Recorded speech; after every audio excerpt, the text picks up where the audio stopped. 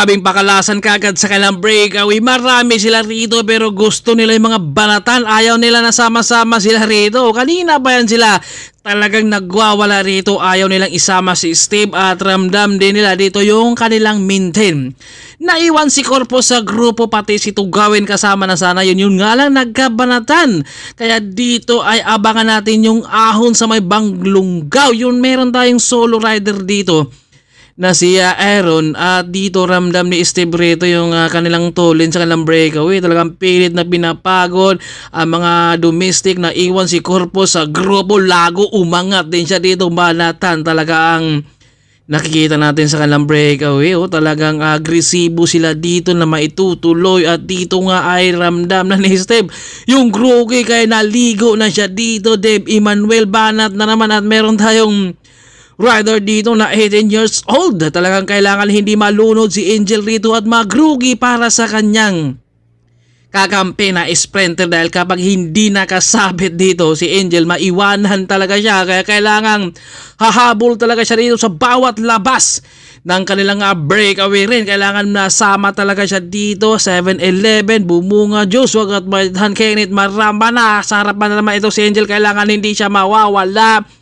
Naiwan si Steve Rodi Roque kasama si Rins Bundok at ang ating defending champions na si Mark Ryan Lago ng Team Go for Gold. Nakikiramdam siya rito dahil ito na yung kanyang pagkakataon dahil nakita niya dito nagrugi na yung mga sprinter kaya umangat si Lago rito at pinapakalas ang mga sprinter dito sa patag. Tumakas na rito kay Steve talagang binanata ng patalikod at naghabol na etong si Lago dito sa ating first group dahil naputol sila dahil gusto nilang banatan sa kanilang breakaway. Umangat na naman ang harap-harapan etong si Lago. Walang kapaguran sa kanyang unlimited. Parang nga si Edson lang to. Yun nga lang, nanigas din kanina si Edson at solo breakaway na natin si Mark Ryan Lago ng Team Go for Gold. Masasagad na kaya niya hanggang finish line at matinding tiis ang kailangan niya dito dahil sa last 30 kilometers. Siyempre science na tayo ngayon. Ito na yung mga pagkakataon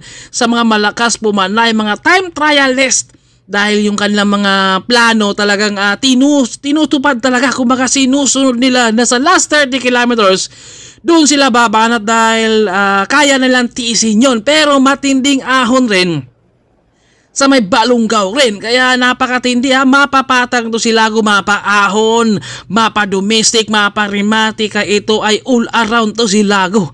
Kaya pwedeng talagang makakawala at masasagad niya hanggang finish line dahil napagod rin ang mga taga-check, ang mga domestic rito sa paghahabol din dahil syempre dito nakikita natin na talagang timing ang kailangan para makakawala ka rito at napaka-agresibo talaga itong si Lago. Nakakayanin ko to dahil ito na yung pagkakataon ko na makakawala rito sa kanilang breakaway. Kaya ito ay napakahaba yung kanyang pantiis rin 45 to 46 kps dito si Lago. Ito talaga yung may mga tunay na ensayo dahil hindi mo magagawang makawala at makabuo ng solo breakaway kapag kulang ka talaga sa ensayo dahil lahat naman talaga to sila may ensayo. Pero kapag wala ka sa kondisyon rin, mahirapan ka rin pero kailangan talaga ay talagang may kondisyon ka plus yung timing talaga ang kailangan. Yun nga lang kanina pinapakalas nila ang mga sprinter dahil ayaw nilang isama at nagkaroon nga sila ng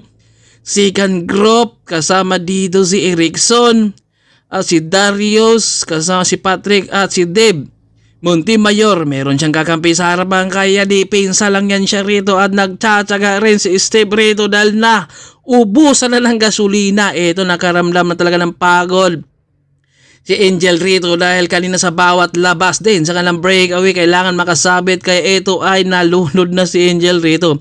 Hindi na niya tiis yung banat din sa harapan kaya ito ay nagpupursige dito si Steve na hatakin baka sakaling dumikit pa sila dahil matinding ahon. Grabe rito. Tiis kong tiis para makausad si Lago sa ahon. Parang 1-2 na rin yung sipa ni Lago rito dahil syempre yung kanyang breakaway kanina ay napakahirap din yun dahil sulo niya kaya pagdating sa ahon kailangan rin talaga niyang babagal rito. 7 kbs na nga lang siya rito. Talagang mahirap din yan At meron tayong second group 4 Grabe yung ahon dito sa Balongaw. Kailangan mo talagang makakausad dito. Pero kapag nakausad to, si Lago dito, kaya niyang maitutuloy dyan. Pero si Darius Villaseñor, pinakalas yung kanyang kasama sa breakaway. Napakatulin, umusad sa ahon at hinabol. Si Lago, ang tindi nung bata na to, 18 years old ng Victoria Sports. Talagang pinakita niya dito na kayang umusad, dinaanan, tinapatan rito si Lago at pakalasan. Villaseñor ang nasa harapan, Lago ang nasa likuran at dahan-dahang umatras at pinakalas rito si Lago. Sa ahon, naiwan si Lago sa ahon. Nakawala na si Villaseñor. Grabe, ang tibay talaga.